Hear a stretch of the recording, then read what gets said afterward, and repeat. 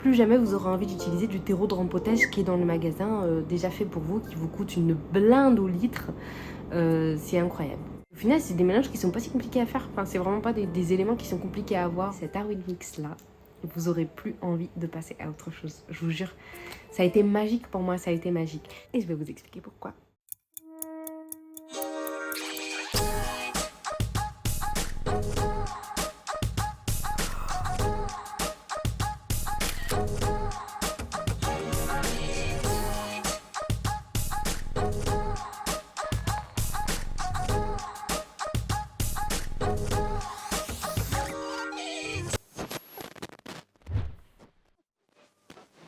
Bon, j'espère que la lumière ça va aller parce que j'en ai marre. Dernière tentative. Je vais me démotiver à faire cette vidéo si je me lance pas. J'espère que vous allez bien, moi ça va super. J'espère que votre rentrée s'est bien passée. Moi elle s'est super bien passée de mon côté. Je suis remontée à bloc là pour une super année. En fait je commence l'année avec cette vidéo qui m'a tellement été demandée, mais je vous jure tellement. Et en fait je comprends pourquoi elle m'a autant été demandée. Pour vous recontextualiser un peu l'histoire. Il y a quelques mois, j'ai décidé de me lancer à corps perdu, mais à corps perdu, dans la culture de mes plantes en hydropassif. En changeant toutes mes plantes, quasiment toutes. Vraiment, je vais vous faire une vidéo là-dessus parce que si vous vous projetez de vous lancer là-dedans, vraiment, réfléchissez et renseignez-vous un maximum. Chose que je n'ai pas faite. Parce que voilà, je me dis, c'est bon, c'est pas si compliqué que ça devrait aller, tout ça, tout ça. Et en fait, quelques semaines après, moi je dirais plus, je me suis confrontée à des carences généralisées, mais vraiment, sur l'ensemble de mes plantes. Ça a été une catastrophe. Pourquoi vous m'avez pas dit que j'avais du rouge à lèvres là, franchement? Je suis sûre que vous regardez que ça depuis tout à l'heure. J'ai encore là. Bref, j'étais en train de vous dire. Les choses les plus importantes, c'est que ça m'a permis d'optimiser mon temps. Parce que je vous jure, ça m'a tellement traumatisée, ça m'a pris tellement de temps et d'énergie que maintenant, j'ai juste envie d'aller au plus efficace, quoi. Au plus simple et au plus efficace. Donc en ce sens-là, je reviendrai pas en arrière. Et ça m'a bougé le cul en fait, voilà. C'est juste ça. Parce que je voulais pas perdre toutes mes plantes et que j'étais obligée de faire ça. Ça, on en parlera plus tard. Si ça vous intéresse, restez branchés. Je vous jure que quand vous aurez utilisé cet Arwin Mix là, vous aurez plus envie de passer à autre chose. Je vous jure, ça a été magique pour moi, ça a été magique. Il y en a qui sont pressés et qui n'ont pas envie d'écouter toutes les explications. Ce qui est dommage parce que je vais vous dire exactement quelle marque j'utilise, à quoi chaque élément va servir pour l'équilibre de la plante, les quantités dans la suite de la vidéo. Mais bon, en gros, la recette, c'est en élément principal, ça va être ce que vous voyez en noir ici, c'est du terreau. Le deuxième qui constitue aussi la partie noire, c'est de l'humus. Le troisième, c'est de l'écorce de pin que vous voyez avec un calibre bien spécifique. J'en suis à combien? J'ai oublié. 4, parce qu'en tout il y en a 6. 4 perlites que vous voyez là. Attention, il y a aussi des choses à respecter pour pas faire n'importe quoi. 5 pumice, ouais c'est ça, pumice. Et 6 osmocote qui n'est pas encore mélangé là parce que j'adapte en fait en fonction de chacun des pots et je le rajoute à la dernière minute. Et voilà ce qu'on est censé avoir comme résultat. Je vous montre ce que ça donne. Vous voyez, c'est hyper chunky, c'est hyper aéré, il y a beaucoup de morceaux et c'est juste trop alléchant quoi. Les plantes se portent à merveille, donc je vais en profiter pour la rempoter parce que j'attendais juste que sa nouvelle feuille se durcisse pour pouvoir la rempoter parce qu'elle commence à être un petit peu serrée là. Je ne pouvais pas ne pas en profiter pour vous montrer cette merveilleuse beauté qui est juste extraordinaire. Et de vous illustrer mes propos à travers cette beauté. Oh my god. J'ai trop hâte de vous en parler. J'ai tellement de petites beautés incroyables que je vous ai pas montré en fait sur YouTube. C'est tellement beau. Et en fait, ça marche avec une grande majorité des aracées. Parce que mon expérience, elle est très orientée sur ces plantes-là. Donc moi c'est anthurium, la plupart, philodendron, syngonium, alocasia. C'est surtout ce que j'ai. Et si vous voulez voir un petit peu ce que j'ai comme plante, je vous invite à aller voir mon plan de tour. Je vais essayer de vous faire comprendre un peu en gros, parce que j'ai pas non plus, j'ai pas fait des études d'horticulture, donc c'est vraiment juste lié à ma propre expérience et à ce que j'ai compris en fait avec tout ça. Donc je vais pouvoir vous orienter un petit peu en fonction de chaque élément de mon Arwin Mix, à quoi il va servir et comment vous allez pouvoir le moduler Donc en fait, j'ai trouvé un moyen super intéressant de vous expliquer tout ça hyper facilement et rapidement en fait surtout. Je vais vous parler comme j'aurais aimé qu'on me parle à mes débuts en fait, parce que je comprenais rien à toutes ces histoires de substrat, de mélange, je savais pas quoi faire, nanana, alors que maintenant c'est plus du tout le cas. En fait, le substrat, peu importe ça va être lequel, le plus important c'est qu'il remplisse son rôle, à savoir répondre aux besoins de la plante. Et c'est quoi les besoins de la plante? Bah il y en a 3 pour moi, enfin à mon sens, en tout cas les plus basiques, c'est boire, respirer et manger. Voilà, manger, que ce soit les engrais via différents processus. À mon avis, c'est la partie qui est la plus compliquée, entre guillemets, parce que c'est pas si compliqué en fait. En fait, à partir du moment où tu comprends ça, t'as tout gagné en fait. Alors moi, la première des choses que je voulais faire, c'était surtout d'éviter le piège dans lequel j'ai été tombée avec Hydropassif, c'est de ne rien apporter à la plante dans mon substrat en fait. Parce que ça m'obligeait à amener de l'engrais continuellement et d'arroser d'une certaine manière. Enfin, je vous jure, quand vous rentrez dans l'engraissage spécifique, je sais pas quoi, ça... en fait, il y a trop de contraintes à respecter pour que ça se passe bien. Il y a trop d'embûches, il y a trop de... C'est hyper compliqué en fait. Et avec cet Arweed Mix là, c'est 1000 fois plus simple parce que je pense que j'ai réussi à trouver un compromis entre chacun des éléments qui fonctionne bien en fait tout seul avec la plante. Hey. La magie du montage. On est un autre jour. J'ai changé de décor parce que c'était trop pété. Surtout la luminosité était trop moche. J'acceptais pas ça. Et je me suis dit que ça pouvait être trop bien de vous illustrer mes propos directement en vous montrant en fait. En vous montrant ce que ça donne. Et en même temps en vous montrant cette petite merveille qui est extraordinaire. Qui est un... Je suppose que c'est un Anthurium Dark Phoenix. Je l'ai acheté en tant que Papy X. Mais ouais, quand j'avais cette feuille là, j'avais aucune certitude. Mais plus j'avais de nouvelles feuilles et plus je voyais son évolution, plus j'ai la confirmation intérieure que c'est un Dark Phoenix. Donc un croisement entre un Papillilaminum et un Dressleri. La couleur est magnifique, regardez. Je sais pas si on voit bien. Ces nervures sont roses, trop belles. Avec la maturité, ça change, hein, parce qu'on n'avait pas du tout ça là. Bref, je suis en train de m'étaler. Donc le sujet, c'était l'Arweed Mix. Voilà à quel point les plantes aiment ce mélange-là. Surtout les anthuriums, c'est encore... Les anthuriums et les syngoniums, j'ai remarqué que ça pétait le feu dedans. Les filets aussi, ça aime bien, mais il faut réduire les calibres. Pareil pour les alocasias. Mais ça explose vraiment à chaque fois, c'est extraordinaire. Du coup, chacun des éléments de mon Arweed Mix, par leur calibre, vont permettre de créer énormément de poches d'air. Regardez. Des poches d'air, là on voit bien je pense, ce qu'on voit avec la lumière. Le théroperlite, ça aurait rempli littéralement ces poches-là. Ces poches-là, il n'y a rien par exemple. C'est une poche et regardez comme la racine, elle s'éclate. Il y a des petits poils et tout quoi. Vous voyez? Et en fait, c'est l'un des avantages les plus importants d'un Arweed Mix, c'est qu'avec les calibres, on va retrouver des petites poches d'air et ça va faire respirer la plante parce que c'est tellement important que la plante, les racines surtout, respirent et que l'air, malgré tout, circule autour des racines. C'est incroyable. Le théroperlite, franchement, c'est un monde qu'on utilise énormément de perlite avec un gros calibre, mais ça, j'ai jamais réussi à trouver en France. Bah, je vois pas comment, avec ce petit terreau hyper fin, bah, qui passe dans tous les recoins de la plante, enfin du pot, bah, je vois pas comment ça peut respirer en fait. C'est l'avantage le plus important d'un Arweed Mix, vraiment. C'est pour ça que je vous disais que si plus jamais vous voudrez revenir à du théroperlite. En plus du fait que ces éléments individuellement vont créer plusieurs poches d'air, et ben le fait qu'il y en ait autant, parce que c'est beaucoup quand même 6 qu'on compare avec du théroperlite par exemple, où il n'y en a que 2, bah dans la nature on n'a pas juste du terreau et de la perlite, on a plusieurs petits éléments, les sols sont vraiment composés de plein de choses différentes.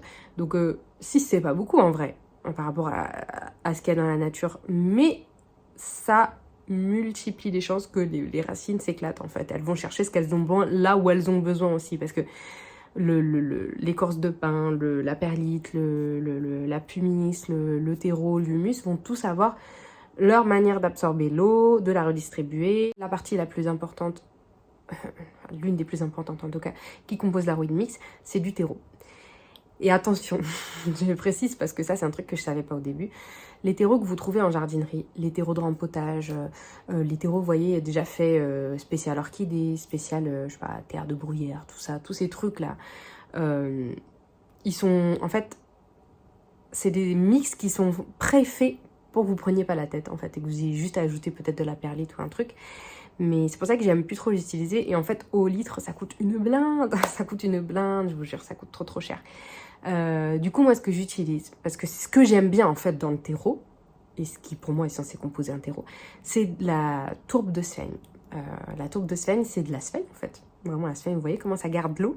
Et ben c'est de la sphène en miettes très fines qui compose les tourbières. Enfin bref, on va pas rentrer dans les détails, mais elle va nous permettre de garder et de redistribuer un maximum d'eau. C'est l'élément de mon substrat qui garde un maximum d'eau. Donc il est super important parce que c'est pas votre écorce de pin à elle toute seule ou la perlite à elle toute seule qui va vous garder l'eau sur une durée d'1 semaine quoi. Voilà quoi. Donc moi j'utilise celui-là. Et voilà le terreau que je prends. Terreau professionnel, il est trop bien.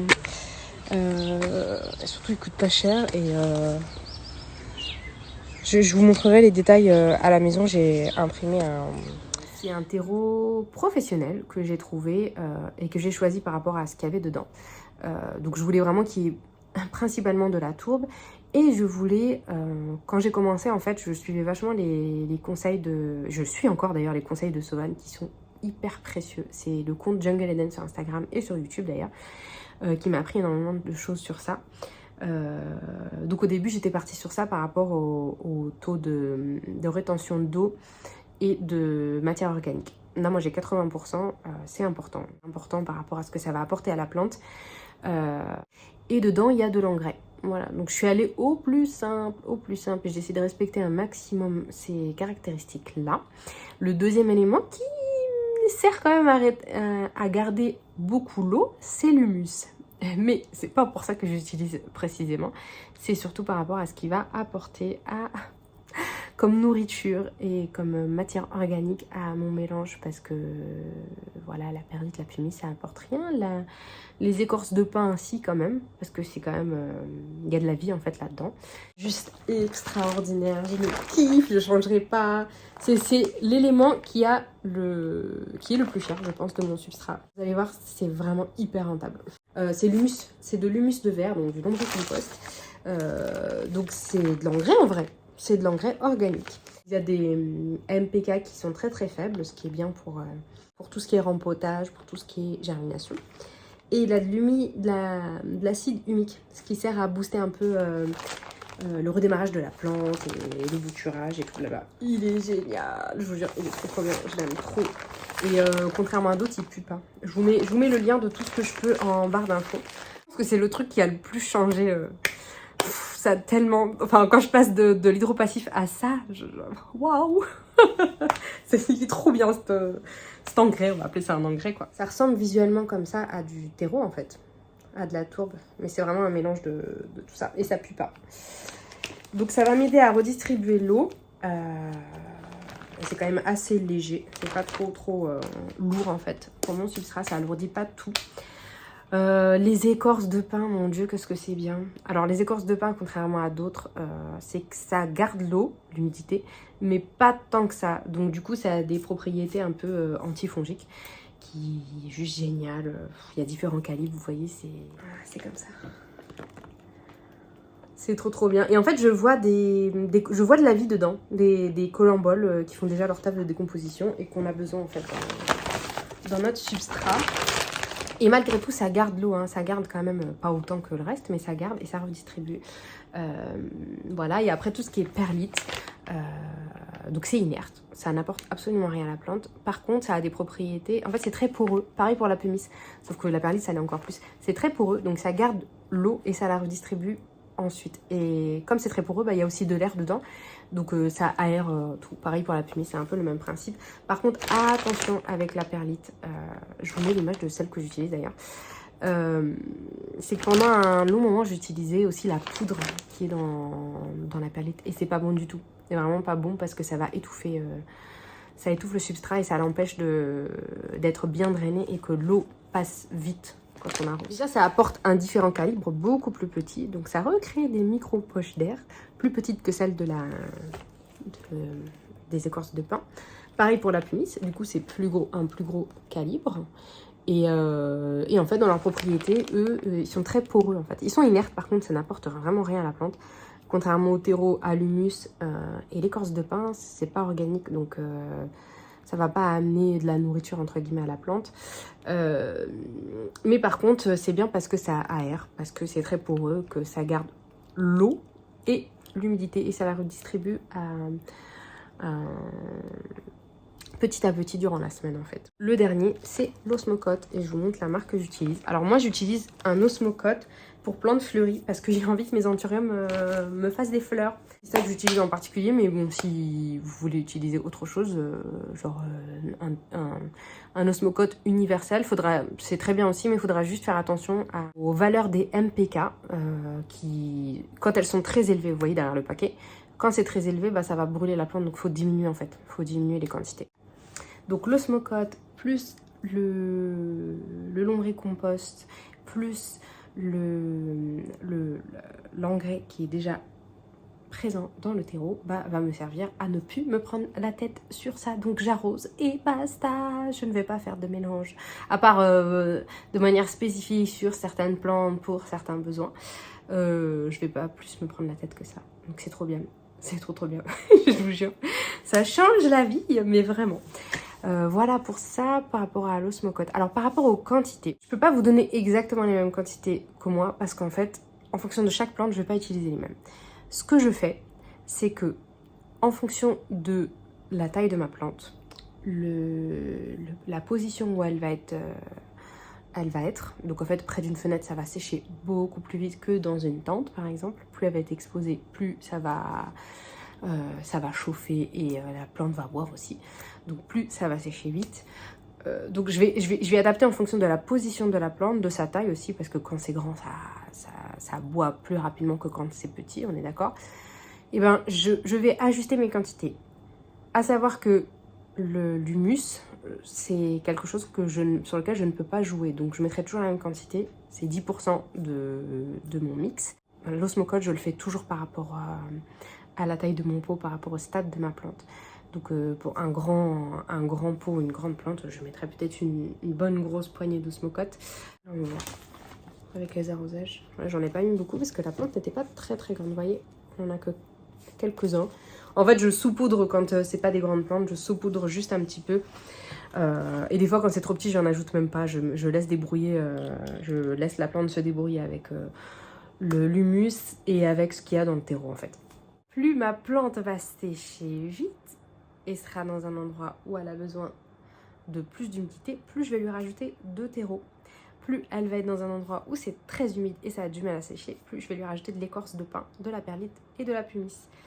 Voilà, donc je peux pas vous donner exactement les quantités pour chaque plante, ça sera à adapter. Et aussi, chose très importante, je vais vous montrer avec les alocasias qui ont des racines beaucoup plus fines que les anthuriums, j'adapte aussi les calibres. Donc pour un anthurium avec, bon, ça c'est pas le meilleur exemple, mais vous voyez, un anthurium ça a quand même des bonnes grosses racines, du coup j'ai plus de gros calibres, donc des plus grosses poches d'air. Alors qu'avec une alocasia, vous allez voir mon alocasia Frydek, vous voyez pour mon alocasia Frydek, vous voyez, coucou. Et sur des radicelles beaucoup plus fines que les anthuriums, du coup j'ai beaucoup plus de terreau. Beaucoup plus. Du coup, on a des poches d'air qui sont beaucoup plus petites. C'est beaucoup plus adapté à la taille des racines. Donc, vous voyez comment... Après, c'est à vous de jauger. Moi, ce que je fais, c'est que mon aroïde, mon mélange... Bon, maintenant, je sais plus ou moins calibrer, mais au début, ce que je faisais, c'est que quand j'arrose, j'ai besoin que l'eau passe directement, coule en bas. Faut pas que ça stagne, parce que ça veut dire que ça garde trop l'humidité, que ça va mettre une plombe pour sécher. Donc il faut vraiment que par les trous de drainage, ça sorte rapidement quand j'arrose. Faut pas que ça s'inonde en fait sur le dessus. Ça veut dire quelque chose qui va pas. Donc je fais ça. Et ensuite je jauge par rapport à la semaine. Et après vous saurez le faire. Ça c'est pour les premières fois. Après vous prendrez même plus la tête sur ça. Mais si par exemple en 3 jours c'est déjà sec, ça va pas. Ça va pas. Faut changer. Faut rajouter plus de terreau et moins d'écorce et de drainage. Et si je vois que ma plante, après 2 semaines ou plus d'une semaine, elle a du mal à sécher, et qu'il y a quand même beaucoup de racines, parce que c'est aussi plus il y a de racines, plus ça va boire vite, bah je me dis qu'il y a un petit souci. Mais généralement je le vois au drainage. Je le vois au drainage si ça sort pas assez vite mon arrosage, c'est qu'il y a un problème. Voilà, faut vraiment... Moi, j'essaie de partir sur une semaine. Faut pas que ce soit trop long parce que sinon, j'ai du mal à gérer. Après, c'est en fonction de vous.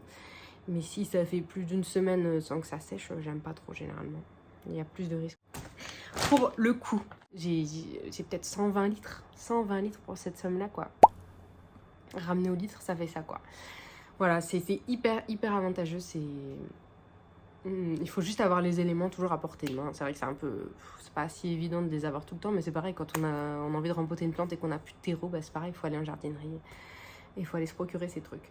Donc voilà. J'espère que cette vidéo vous aura plu et qu'elle vous aura surtout aidé. Je pense à moi au début. N'hésitez pas à écouter, à me suivre si ce n'est pas encore le cas, à soutenir la chaîne en mettant un petit pouce, un commentaire, même si c'est pour mettre un petit cœur. Si vous n'avez pas quoi me dire, mettez un petit cœur, ça soutient la chaîne, ça m'aide, ça me donne de la visibilité aussi. Venez me suivre aussi sur Instagram, mon compte c'est les Mille et une plantes. Voilà, si vous voulez qu'on discute, il n'y aura aucun souci. Voilà, je vous fais de gros bisous et je vous dis à très vite. Bye!